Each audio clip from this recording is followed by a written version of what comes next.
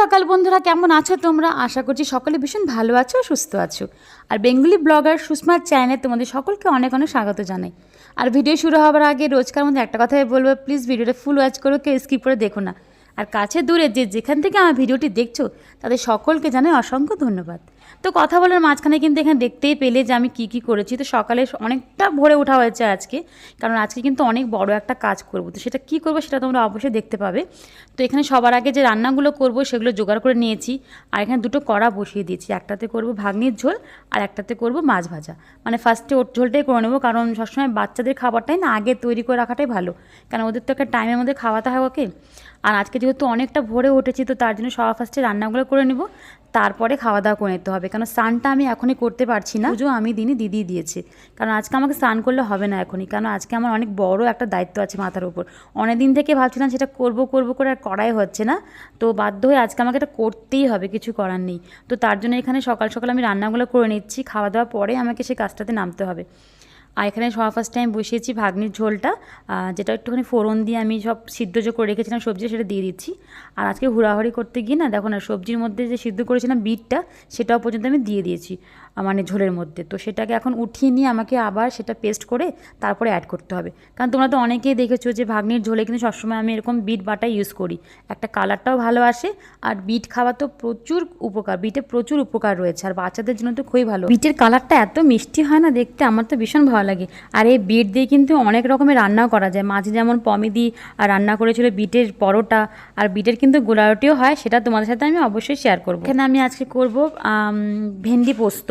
মানে এই কদিন কিন্তু একটু পোস্তটা বেশি খাওয়া হচ্ছে, অবশ্য আমি কেন, এখন দেখছি প্রত্যেকটা দিদিভাইদেরকে দেখি পোস্ত দিয়ে কিছু না কিছু রান্না করছি। আর আমাদের বাঙালিদের কিন্তু পোস্তটা হচ্ছে সবচাইতে বেস্ট, মানে আর কিছু থাকুক না থাকুক, শুধু যদি পোস্ত বাটা দিয়েও ভাত খেয়ে নিই তাতেও কিন্তু অমৃত মনে হয় যেন। কি ঠিক বললাম তো কথাটা? যদি তোমরাও আমার সাথে একমত হও তাহলে কিন্তু কমেন্টে জানিও। আর ভাত তো আমার মোটামুটি হয়ে গেছে, আর আমি না সবসময় এই পজিশনে ভাতটাকে নামিয়ে দিই, মানে এখন কিন্তু ভাত কিন্তু পুরো কিন্তু সিদ্ধ হয়নি, জাস্ট ওই 90% হলে আমি বন্ধ করে দিই গ্যাসটা, আর কি বাদ বাকিটা আমার এমনিতে হয়ে যায়। আর এখানে পেঁয়াজ লঙ্কা ভাজা করে নিচ্ছি, এটা দিয়ে মাখা হবে আলু। কালকে যে ডাল সিদ্ধতে আলু দিয়েছিলাম, তো সেই দুটো আলু রয়ে গেছে, তো সেটা এমনি না মেখে ভাবলাম কি একটু পেঁয়াজ ভাজা করে মাখি, তাহলে খেতে কিন্তু বেশি ভালো লাগে। তো সেটার জন্য এখানে পেঁয়াজ ভাজতে বসিয়ে দিয়েছি। পোস্ত দিয়ে যে কোনো কিছু রান্না করার পর সেটা নামানোর আগে যদি সামান্য সর্ষের তেল ছড়িয়ে দেওয়া যায়, তাহলে কিন্তু সেটার স্বাদ আরও দ্বিগুণ বেড়ে যায়। আর আমার ভেন্ডির তরকারিটা কিন্তু একদম কমপ্লিট, ভেন্ডি পোস্তটা কিন্তু অনেকদিন পরই খাওয়া হচ্ছে। তো দিদিও চলে এসেছে এখানটা, দিদির মোটামুটি সব কাজ কমপ্লিট। ওপরে মানে ভাগ্নিকে ফ্রেশ করানো, তারপরে পুজো করা, এই সমস্ত কাজ দিদিই করে। তো ওগুলো করে দিদি চলে এলো আমাকে একটু হেল্প করতে। অবশ্য দুজন মিলে কাজ করে না অনেকটা হেল্প হয়, এখন যদি দিদি আছে বলে অনেকটা আমার হেল্পই হচ্ছে বলতে পারো। আর এখানে ভাত, ভাগ্নির ঝোল, আর যে আলু মাখাটা করেছে সে আলু মাখাটা, এটা কালকে থোড় অল্প বেঁচে গেছে, সেটা রয়ে গেছে। আর ভেন্ডি তরকারিটা তো ফার্স্টে দেখিয়ে দিলাম। তো এটা হচ্ছে লাঞ্চ মেনুতে কী ছিল সেটা দেখালাম। আর আজকে বৃষ্টিটা হচ্ছে না, কিন্তু গরম রয়েছে, আর ওয়েদারটা একদম ভালো না, মানে দেখতে পাচ্ছ তো পুরো মানে কালো কালো হয়ে আছে একদম, পুরো মেঘে ঢাকা একদম। আর আগের দিন যে বৃষ্টি পড়েছে কতটা পরিমাণ, সেটা তোমরা ছাদটা দেখেই বুঝতে পারছো। আর ঘরের মধ্যে না মানে জামা কাপড়ে ভরে গেছে, দেখেছো হয়তো ভিডিওর মধ্যে, সব জায়গায় মানে দুটো রুম ভরে আমাদের কাপড় জামা। তো তার জন্য একটু যেহেতু ছ্যাঁক দিয়েছে আজকে, তো তার জন্য না আমি আর দিদি চলে এলাম জামা কাপড়গুলো মেলতে। আর খাওয়া দাওয়াটা করবো এখনই, কারণ যেহেতু আজকে বললাম ফার্স্টেই যে আমি স্নান এখনও করিনি, তো আজকে খাওয়া দাওয়া করেই মানে স্নান করতে যাব, কারণ স্নান করার সময় আমার অনেক কাজ আছে আজকে, সেটা দেখতে পাবে অবশ্যই একটু পরেই। আর এখানে তো মোটামুটি এখন কিন্তু বাজে ওই 11টা কি 11:30 এরকম। তো তার জন্য এটা সকালের খাবারও বলতে পারো, আবার দুপুরের খাবার। এরপরে কিন্তু হয়তো এই ফুংফাং কিছু খাবো একটুখানি, হয়তো ম্যাগি, সেদিকে যেমন খেলাম ম্যাগি খেয়েছিলাম খিদে পেয়েছিলো বলে। আর এখন না বর্ষার জন্য হচ্ছে কি বলো তো, সবজিগুলো একদম রাখা যাচ্ছে না বাড়িতে, অনেক সবজি তো কেনাই হচ্ছে না, যেমন গাজরটা এখন ভালো পাচ্ছি না আমরা এখানটায়। তারপরে শশা, এগুলো না এখন দুদিন ধরে তোমরা নোটিস করছো হয়তো, স্যালাডটা কিন্তু এখন খাওয়া হচ্ছেই না বলতে পারো আমার। তো সেই জন্য না আরও বিকেলের দিকে একটু খিদেটা পেয়ে যায়, কেন আমরা সবাই জানি শশা খেলে কিন্তু পেট ভরা থাকে। আর শশা একটা এমন জিনিস যেটা খেলে পরে মানে নিজে হজম হয় না, কিন্তু অন্য খাবারকে হজম করিয়ে দেয়। তো সেই জন্য স্যালাড নেই বলে না আজকাল বিকাল মানে হতে না হতেই খিদে পেয়ে যাচ্ছে। তো তখন একটুখানি ফুংফাং কিছু খেয়ে নিই আর কি, চুটুর পুটুর কিছু খাই, বেশি ভারী খাবার তো খাই না, কারণ মোটামুটি 7টা 7:30 নাগাদ আমরা ডিনারটা করে নিই। আর আজকে দেখো এই যে আবার বায়না শুরু করছে যে ওকে দোলনা বানিয়ে দিতে হবে। তো সেজন্য এখানে খাওয়া দাওয়া উঠতে না উঠতেই বায়না যে দোলনা লাগবে। তো সেজন্য আমি খেয়ে জাস্ট উঠে গেলাম, আর এখনও দিদি যে খাওয়াগুলো খেলাম আর কি মেঝেতে, তো সেই মেঝেটাই পরিষ্কার করছিল। আর আমি এখানে জানলার মধ্যে ওকে না আমরা এভাবে দোলনাটা লাগিয়ে দিই, তাহলে কী হয় পড়ে যাবার তো ভয় থাকে না প্রথমত, আর দ্বিতীয়ত একটা কি যদি বাই চান্স কোনো কারণে পড়েও যায় তাহলে খাটের মধ্যেই পড়বে, তাতে ওর কোনো ব্যথা লাগবে না আর কি। তো সেই জন্যই খাটের ওপর আমরা এভাবে শাড়ি দিয়ে না দোলনা বানিয়ে দিই। আর কালকে যে শাড়িটা দিয়ে দোলনা বানিয়ে দিয়েছিলাম সেটাতে না মানে বাঘনিকে দেখার পরে মনে হলো কি আমিও একটু ঝুলি, তো আমি ঝুলতে গিয়ে না পুরো দোলনা ছিঁড়ে গেছে, মানে একদম শাড়িটার মাঝ বরাবর একদম দু ফাল্টা হয়ে গেছে দেখে, মানে মনে হচ্ছে কেউ কাঁচি দিয়ে কেটে দিলে যেরকম হয় একদম সমান সমান দুভাগে ভাগ হয়ে গেছে। তো সেই জন্য আজকে ওই শাড়িটা তো একদম বেকার হয়ে গেল, ওটা রেখে দিয়েছি, ওটা রেখে দেওয়া হয়েছে। আর এই একটা নতুন শাড়ি, মানে এটা নতুন বলতে এটাও মা পরতো আগে, তো কালকে যে শাড়িটাতে দোলনা ঝুলছিল সেটা কিন্তু এটা না, এটা অন্য শাড়ি। মানে আমি যে কী ভুল করেছি, মানে ওকে দেখে আমার নিজে ইচ্ছা করছিল কি একটু আমিও ঝুলি, কিন্তু আমি ঝুলতে গিয়ে না মানে আমার ভার আর নিতে পারিনি দোলনাটা, অমনি দোলনা সহকারে আমি মাঝখান থেকে বরাবর একদম ছিঁড়ে পড়ে গেছিলাম। যদি সেটা তোমাদেরকে ভিডিও করে রাখা হয়নি, অবশ্য সেই সময় ভিডিও অন ছিল না, না দেখলে পরে বুঝতে পারতে। আর যে কথাটা বললাম যে আজকে আমার কাজটা বিশেষ কাজটা কী রয়েছে, তো আজকে আমি পুরো বাথরুমটা আবার ক্লিন করব। বর্ষার জন্য হচ্ছে কি বলতো পুরো ড্যাম্প হয়ে গেছে, আর কোথা থেকে যে একরকম পোকা চলে এসেছে দেখেছো হয়তো, তোমাদেরকে দেখালাম গুড়ি গুড়ি পোকাগুলো, মানে অনেকটা দেখে মনে হচ্ছে কি উকুন যেরকম হয় ওরকম পোকাগুলো, এটা কিন্তু ড্যাম্পের পোকা। পুরো বাথরুম ভরে এই পোকা হয়ে গেছে, মানে বাথরুমে ঢুকলেও না আমাদের নাকে মুখে ঢুকে যাচ্ছিলো। তো তার জন্য অনেকদিন থেকে ভাবছিলাম যে কী করে এটাকে বিনাশ করা যায়, ধ্বংস করা যায় এগুলোকে।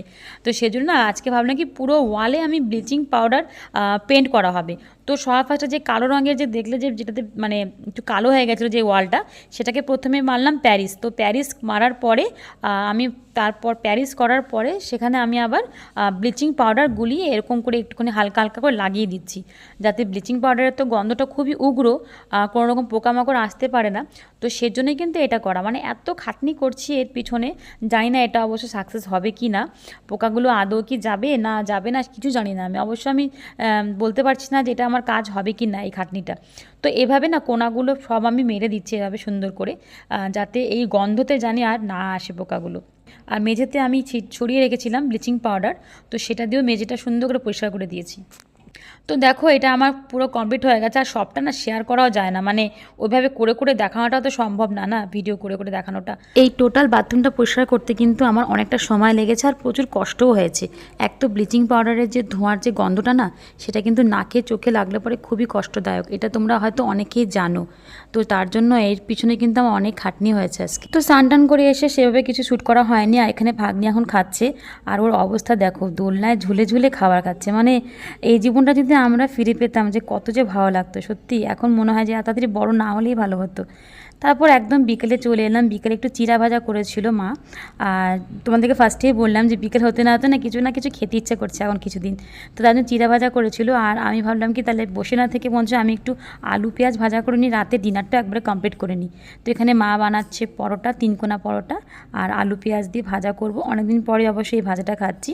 আর একটু ভাত রয়ে গেছিলো, যে ভাতটা মানে দুপুরে খাবার পরে বেঁচে গেছিলো, তো সেই ভাতটা কিন্তু এই ভাজাটার মধ্যে আমি ভাজা করে নেব।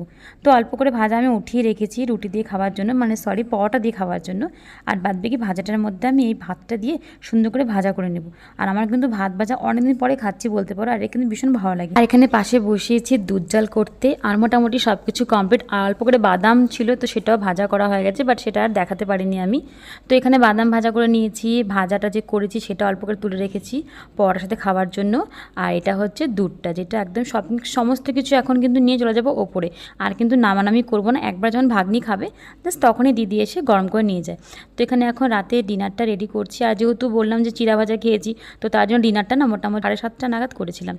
আর এই একটা পরোটা, অল্প করে আলু ভাজা, আর অল্প করে ভাত ফ্রাই, জাস্ট জমে গেছিলো ডিনারটা। আমার তো ভীষণই ভালো লাগে ভাত ভাজা খেতে, মানে পরোটা যদি নাও হতো তাও আমার চলতো, তাতে অসুবিধা নেই, কিন্তু ভাত ভাজা ফেভারিট আমার। এখানে টিভি দেখতে দেখতে আমরা ডিনারটা করবো, আর ভাগ্নেও কিন্তু না পরোটা লুচি রুটি এই সমস্ত জিনিসগুলো খুব ভালোবাসে খেতে। তো এখানে মা আর দিদিও খাচ্ছে। তো চলো আজকের মতন ভিডিওটা আমি এখানেই শেষ করছি। আজকে অবশ্য অনেক চাপ গেছে আমার ওপর দিয়ে। আজকের ভিডিওটা যদি ভালো লেগে থাকে তাহলে প্লিজ একটা লাইক করে দিও, আর পারলে পরে একটা ছোট্ট কমেন্ট করে দিও। তোমাদের একটা লাইক আর একটা কমেন্ট কিন্তু দেখলে পরে আমি ভীষণই ভালো লাগে, আর নতুন ভিডিও করারও একটা উৎসাহ পাই। তো চলো সবাই ভালো থেকো, সুস্থ থেকো, আবার পরে দেখা হচ্ছে নতুন কোনো ব্লগ ভিডিও নিয়ে আবার হাজির হয়ে যাব। চলো বাই, টাটা।